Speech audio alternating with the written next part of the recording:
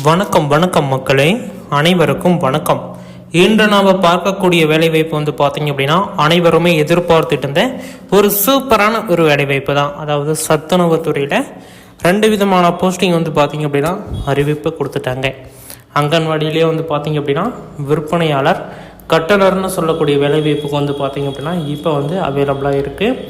இது வந்து யார் யாரெல்லாம் விண்ணப்பிக்கலாம் அப்படின்னு பார்த்தீங்க அப்படின்னா 38 மாவட்டத்தில் இருக்கக்கூடிய ஆண்களும் பெண்களுமே இந்த வேலைவாய்ப்புக்கு தாராளமாக விண்ணப்பிக்கலாம் அப்படிங்கிற மாதிரி சொல்லியிருக்காங்க. அதை தொடர்ந்து இப்போ இது கூட என்னென்ன சர்டிஃபிகேட்லாம் ஆட் பண்ணணும், என்ன போஸ்ட் கவர் யூஸ் பண்ணணும், என்ன ஸ்னாப் யூஸ் பண்ணணும் அப்படிங்கிறது எல்லா விதமான தகவல்களையுமே ஒன் பை ஒன்னாக பார்க்கலாம். முக்கியமாக இதில் என்னென்ன டாக்குமெண்ட் இணைக்கணும் அப்படிங்கிறது தான் ரொம்ப ரொம்ப இம்பார்ட்டன்ட். நம்ம ஒன்ஸ் பார்க்கலாம். A to Z தெளிவாக வந்து இந்த வீடியோ நீங்கள் வந்து பார்த்துக்கோங்க. எல்லா விதமான தகவல்களையுமே ஒன் பை ஒன்னாக அப்டேட் பண்ணலாம் அப்படின்னு சொல்லிட்டு வெயிட் பண்ணிகிட்டு இருக்கோம். நெக்ஸ்ட் வந்து பார்த்தீங்க அப்படின்னா இதில் வரக்கூடிய ஒரு முக்கியமான தகவல் என்னன்னா, இந்த அப்ளிகேஷன் ஃபார்ம் எங்கே வாங்குறது. இப்போ வந்து நீங்கள் சொல்கிறீங்களே இந்த அப்ளிகேஷன் ஃபார்ம் எங்கே நாங்கள் வாங்குறது அப்படிங்கிறது வந்து பார்த்தீங்க அப்படின்னா இந்த வீடியோவில் சொல்லியிருக்கேன். வீடியோவை ஸ்கிப் பண்ணாமல் பார்த்துக்கோங்க. ஏதாச்சும் சந்தேகங்கள் இருக்குது அப்படின்னா தாராளமாக எங்களை வந்து தொடர்பு பண்ணி கேட்கலாம். எல்லா விதமான தகவல்களையுமே ஒன் பை ஒன்னாக அப்டேட் பண்ணுறோம். நெக்ஸ்ட் வந்து பார்த்தீங்க அப்படின்னா இந்த வேலைவாய்ப்பை பொறுத்த வரைக்கும் காத்தால 9 மணிலேருந்து மதியம் 2 மணி வரைக்கும் தான் ஒர்க்கு. ஈவினிங்லாம் வந்து பார்த்திங்க அப்படின்னா அவ்வளோக்கு ஒர்க்கு இல்லை. ஸ்டார்டிங்கெல்லாம் ஈவினிங் வரைக்கும்லாம் வச்சுருந்தாங்க. இப்போல்லாம் ரீசெண்டாக வர வர அந்த ஒர்க்கு எதுவுமே அவைலபிளாக இல்லை. எல்லாருமே வந்து பார்த்திங்க அப்படின்னா 2 மணி வரைக்கும் தான் ஒர்க்கை வந்து செய்கிறாங்க. அதேமாரி நிறைய பேர் இந்த தூரச் சான்றிதழ் சொல்லுங்கள் அப்படின்னு சொல்லிட்டு கேட்டிருந்தீங்க. அதுக்கு வந்து நிறைய அப்ளிகேஷன்ஸ் இருக்குது. ஒரு சில ஆஃபீஸில் வந்து பார்த்திங்க அப்படின்னா வில்லேஜ் விஓ ஆஃபீஸில் வந்து அவங்களும் வந்து ப்ரொவைட் பண்ணுறாங்க. நம்ம கொண்டுட்டு போனால் அதை ரிஜெக்ட் பண்ணிவிட்டு அவங்கள ப்ரொவைட் பண்ணுறதான் நம்ம வந்து வாங்கிக்கிற மாதிரி இருக்குது. இப்போ ரீசெண்டாக 2-3 நாளைக்கு முன்னாடி கூட ஒரு டிஸ்ட்ரிக்ட் அப்படி தான் வந்து சொல்லிட்டாங்க. நாங்கள் ரீசெண்டாக அந்த ஃபார்ம் கொடுத்து அவங்க ஃபில் பண்ணி கொண்டு போயிட்டாங்க, இப்படி தூரச் சான்றிதழ் வேணும் அப்படின்னு சொல்லிட்டு. ஆனால் அங்கே இருக்கிறவங்க வந்து பார்த்திங்க அப்படின்னா அங்கே இருக்கிற விஏஓ சார்ஸ் வந்து இது வந்து நாங்கள் ஏற்றுக்க மாட்டோம், நாங்களே வந்து ஃபார்ம்ஸ் கொடுப்போம் அப்படின்னு சொல்லிட்டு அவங்க தரப்புலேருந்து ஒரு ஃபார்ம்ஸ் வந்து ரெடி பண்ணுறாங்க. அரசு முத்திரையோட அவங்க விஏஓ சான்றிதழோட வந்து பார்த்திங்க அப்படின்னா அந்த ஃபார்ம்ஸ் வந்து வருது. அதனால் வந்து பார்த்திங்க அப்படின்னா தூரச் சான்றிதழ் நீங்கள் விஓ ஆஃபீஸ்ட்டுக்கு ஸ்ட்ரெயிட்டாக போங்க. ஒரு சில ஆஃபீஸில் தான் அப்படி ரெடி பண்ணுறாங்க. ஒரு சில ஆஃபீஸில் நீங்கள் ஃபார்ம்ஸ் வாங்கிட்டு வாங்க, நான் வந்து உங்களுக்கு சைன் பண்ணி சிக்னேச்சர் வச்சு தரேன், சீல் வச்சு தரேன் அப்படிங்கிற மாதிரி சொல்கிறாங்க. அப்படியே அவங்க ரவுண்ட் சீல் வச்சு சைன் பண்ணாலும் டேட்டை மென்ஷன் பண்ண சொல்லுங்கள். அன்றைக்கு டேட்டை வந்து மென்ஷன் பண்ணணும். அப்படி பண்ணலை அப்படின்னா அந்த ஃபார்ம் வந்து செல்லாது. ஏன்னா அதோடய வேலிடிட்டி வந்து பார்த்திங்க அப்படின்னா சம்திங் ஒரு 3 மாதமோ 4 மாதமோ அவ்வளோதான். அதுக்கு மேலே அது வந்து செல்லாது. மறுபடியும் தான் நீங்கள் புதுசாக வேலை வந்துச்சு அப்படின்னா மறுபடியும் போய் நீங்கள் விஏஓ கிட்ட மறுபடியும் புதுசாக வாங்கணும். நிறைய பேர் கேட்குறது இது தான், நாங்கள் வந்து மறுபடியும் வாங்கணுமா அப்படின்னு.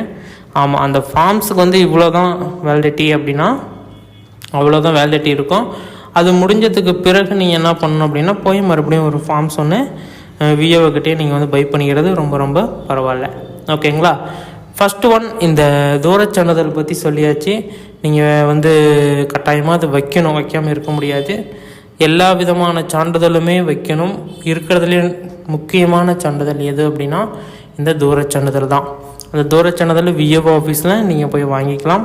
ஒரு விஏஓ ஆஃபீஸில் வாங்க தவறினீங்க அப்படிங்கிற பட்சத்தில் விஏஓ உதவியாளர்கிட்ட நீங்கள் வந்து சொல்லி வச்சு ஒரு 1 or 2 வீக்ஸ் ஆகும். ஏன்னா போனோன்னா உங்களுக்கு ரெடி பண்ணி கொடுக்க மாட்டாங்க. எந்த ஒரு ஊர்லேயுமே எந்த ஒரு விஏஓ ஆஃபீஸ்லேயுமே ரெடி பண்ணி கொடுக்க மாட்டாங்க. போனால் ஒரு வாரம் 2 வாரம் ஆகும்.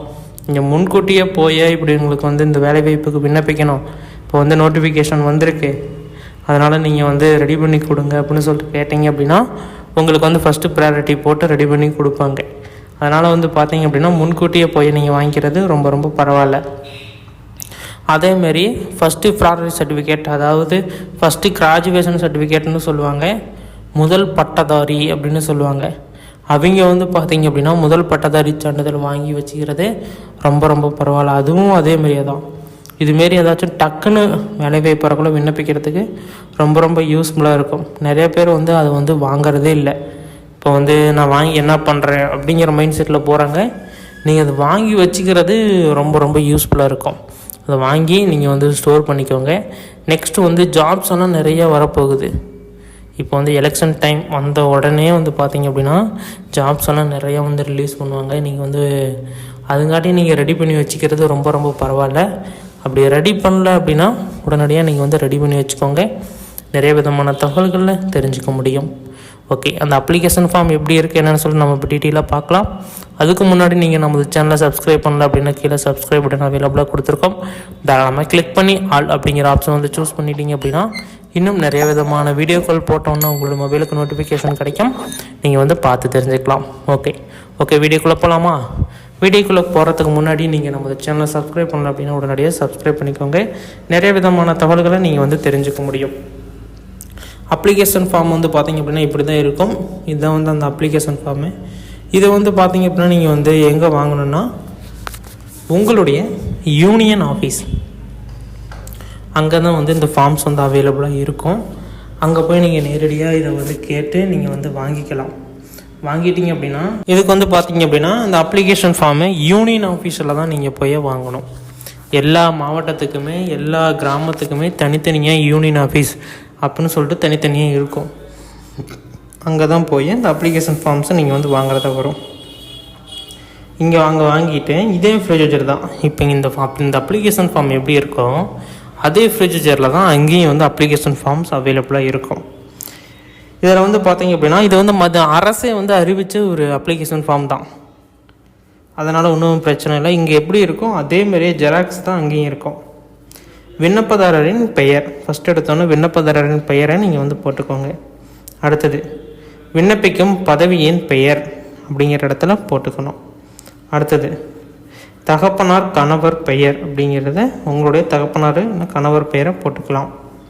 விண்ணப்பிக்கும் பதவியின் பெயர்னால் சமையலர், சமையல் உதவியாளர் அப்படின்னு 2 கேட்டகரியில் இருக்கா. இந்த 2ல் ஏதோ ஒன்று நீங்கள் போட்டுக்கோங்க. அடுத்தது பிறந்த தேதி மற்றும் வயது கரெக்டாக போட்டுக்கோங்க. அடுத்தது கல்வி தகுதி. கல்வி தகுதி என்ன?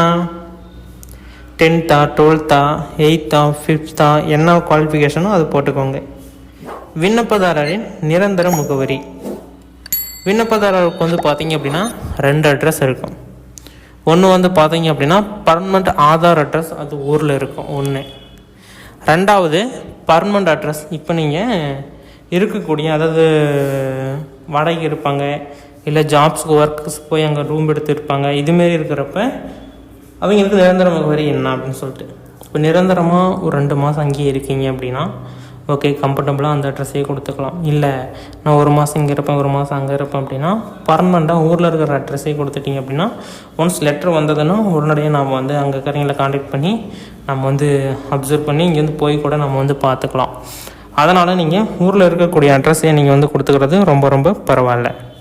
அடுத்தது விண்ணப்பிக்கும் மையத்தின் பெயர், மண்டலமா வார்டா என்ன அப்படிங்கிறத நீங்கள் வந்து குறிப்பிடணும். என்னன்னு சொல்லிட்டு நீங்கள் வந்து குறிப்பிடணும். மண்டலமா வார்டா என்னன்னு சொல்லிட்டு குறிப்பிடணும். அடுத்தது விண்ணப்பிக்கும் மையத்தின் இருப்பிடத்தின் இடையே உள்ள தூரம்.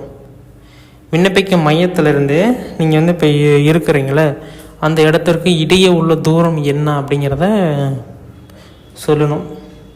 அதுக்கு தான் தூரச் சான்றிதழ் அப்படின்னு ஒரு சான்றிதழ் இருக்குது. விஏஓ ஆஃபீஸில் போய் வாங்கணும் அப்படின்னு சொல்லிட்டு நான் வந்து சொல்லியிருந்தேன்ல, அது வந்து இந்த சான்றிதழ் தான். அடுத்தது வந்து பார்த்திங்க அப்படின்னா வகுப்பு. SC ST SCA MBC BC BCM OC இதெல்லாம் வந்து பார்த்திங்க அப்படின்னா என்ன கம்யூனிட்டி அப்படிங்கிறத போட்டுட்டு அதுக்குண்டான சான்றிதழ் வந்து பார்த்திங்க அப்படின்னா இணைக்கணும். விண்ணப்பதாரர் திருமணம் ஆனவரா ஆகாதவரா கரெக்டாக பார்த்து போட்டுக்கோங்க. இது எல்லாமே கரெக்டாக இருக்கணும். ஏன்னா கீழே நீங்கள் சிக்னேச்சர் பண்ணுறது இதில் அனைத்தும் நான் உண்மையை கூறியுள்ளேன் அப்படின்னு சொல்லிட்டு ஒரு சிக்னேச்சர் பண்ணுவீங்க. இது தவறாக இருந்தது அப்படின்னா அவங்க அரசு எடுக்கக்கூடிய நடவடிக்கையே நீங்கள் கட்டுப்பட்டு தான் ஆகணும். விண்ணப்பதாரர் விதவியா கணவரால் கைவிடப்பட்டவரா ஆம் எண்ணில் அதற்குண்டான சான்றிதழ் இணைக்கப்பட வேண்டும் அப்படின்னு சொல்லியிருக்காங்க. இதுக்கெல்லாம் நிறைய விதமான பெனிஃபிட்ஸ் கொடுப்பாங்க. கைபேசி எண், உங்களுடைய மொபைல் நம்பர் போட்டுக்கணும். விண்ணப்பதாரர் குடும்பத்தில் உள்ள நபர்களின் விவரம், பெயர், வயது, உறவு மற்றும் அரசு சார்ந்த நிறுவனங்களில் பணிபுரிந்தால் அதற்கான விவரங்கள், மாத வருமானம், இதெல்லாம் கரெக்டாக இருக்கிற மாதிரி பார்த்து போட்டுக்கோங்க. இடம், தேதி, விண்ணப்பதாரரின் கையொப்பம். A4 சைஸ் போஸ்ட் கவரில் ஃப்ரம் டு அட்ரஸ் போட்டு 25 ரூபாய்க்கு ஸ்டாம்ப் போட்டு இணைக்க வேண்டிய ஆவணங்கள் எல்லாம் இணைச்சி நீங்கள் வந்து பார்த்திங்க அப்படின்னா போஸ்ட் ஆஃபீஸில் அனுப்பணும். ஒவ்வொரு மாவட்டமாக அறிவிப்பு வெளியிடுறாங்க. ஒவ்வொரு மாவட்டமாக வர வர அப்டேட் பண்ணுறேன். இப்போத்துக்கு வந்து பார்த்திங்க அப்படின்னா அப்ளிகேஷன் ஃபார்ம்ஸஸ் வந்து பார்த்திங்க அப்படின்னா இந்த மாடலேஷனில் தான் இருக்கும் அப்படின்னு சொல்லிட்டு அதிகாரப்பூர்வமாக அறிவிப்பு வந்துருச்சு. அதனால் உடனடியாக நீங்கள் வந்து விண்ணப்பிக்கல அப்படின்னா விண்ணப்பிச்சு நீங்கள் வந்து இது பண்ணிக்கலாம். அந்த அப்ளிகேஷன் ஃபார்ம் எங்கே வாங்கணும் அப்படிங்கிறதையும் ஒன்று சொல்லியிருக்கேன். செக் பண்ணி பார்த்துக்கோங்க. இதுமாரி பயனுள்ள வீடியோக்களை தெரிந்து கொள்ள நம்ம சேனல் சப்ஸ்கிரைப் பண்ணிக்கோங்க. நன்றி, வணக்கம்.